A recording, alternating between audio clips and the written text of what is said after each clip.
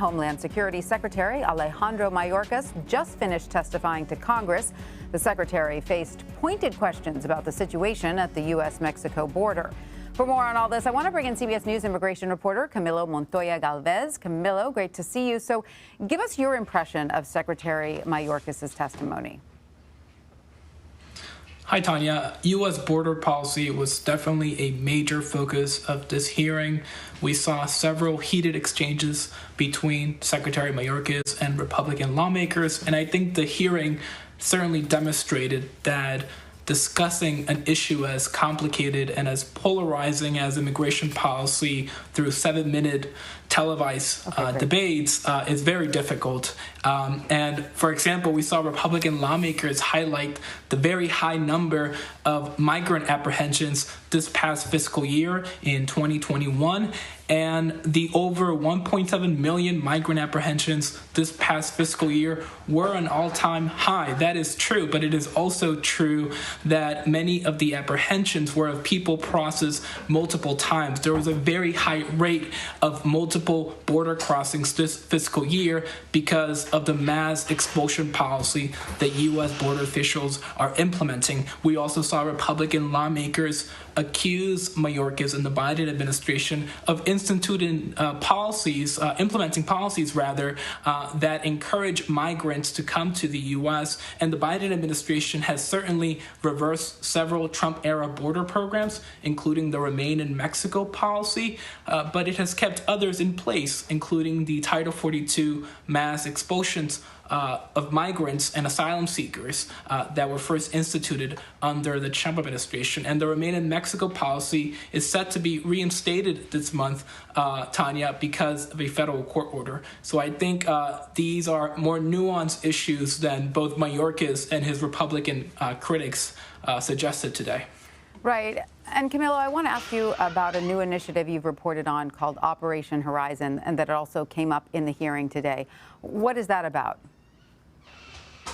Sure. So for context, Tanya, when migrants at the U.S. Mexico border are not rapidly expelled or detained by immigration authorities, they are typically released with a notice to appear before an immigration judge. And that immigration judge will determine whether migrants will be allowed to stay in the country under an asylum grant or whether they should be deported back to their home country. However, starting in March, Border Patrol started to release tens of thousands of migrants and asylum seekers, particularly families with children, without these notices to appear in court. Instead, these migrants were issued what is called a notice to report, which is basically an instruction, Tanya, to show up at a local ICE office to undergo further processing. And the reason that Border Patrol did this, Tanya, was because of the overwhelming number of migrants coming through. It just did not have the time to issue notices to appear to all these migrants. A notice to appear typically takes more than an hour to process, while a notice to report can be conducted in less than 10 minutes. So that is the major difference. And so now the Biden administration has launched this operation to send notices to appear to many of these migrants who were not fully processed for deportation. Now they will have to attend court hearings, and they will have to prove to a judge that they deserve to stay in the U.S. By filing an asylum application or a petition for another type of immigration relief. And Camilo, new data revealed the number of migrants taken into custody along the Mexico border has decreased for a third consecutive month. Do we know what's behind those decreasing numbers? Yeah, border apprehensions in October actually dropped by more than 20% from that record high in July, when we saw the number of migrants and asylum seekers taken into custody skyrocket over the summer.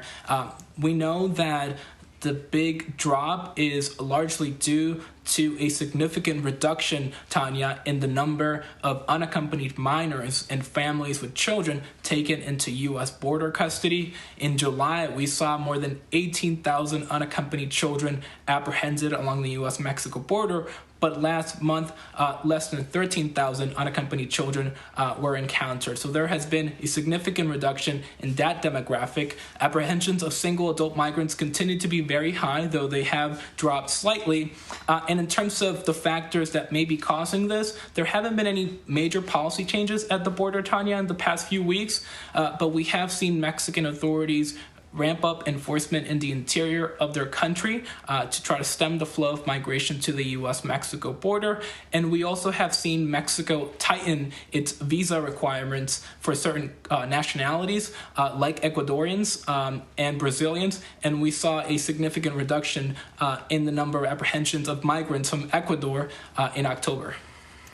And, you know, as you pointed out, Camilo, the U.S. government is putting these new restrictions on refugee admissions to, you know, to focus on resettling thousands of Afghan evacuees. Tell us about that new process.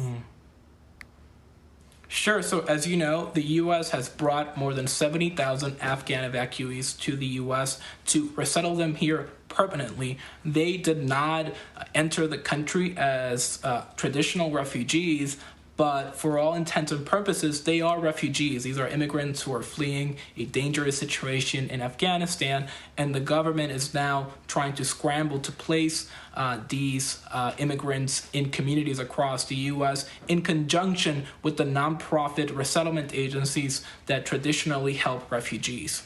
Because the resources of these resettlement groups are currently strained by this massive effort to resettle Afghans, the Biden administration, Tanya, has moved to limit the number of other refugees who can be resettled here through January 11th. So if refugees from other countries do not meet certain exceptions, like those who are travel ready or who need to urgently reunite with family, they will not be booked for travel until after January 11th. And again, this is because of this massive operation to resettle the tens of thousands of Afghans, many of them who assisted U.S. forces. A big job ahead. All right. Well, Camilo Montoya-Galvez, thank you so much for joining us.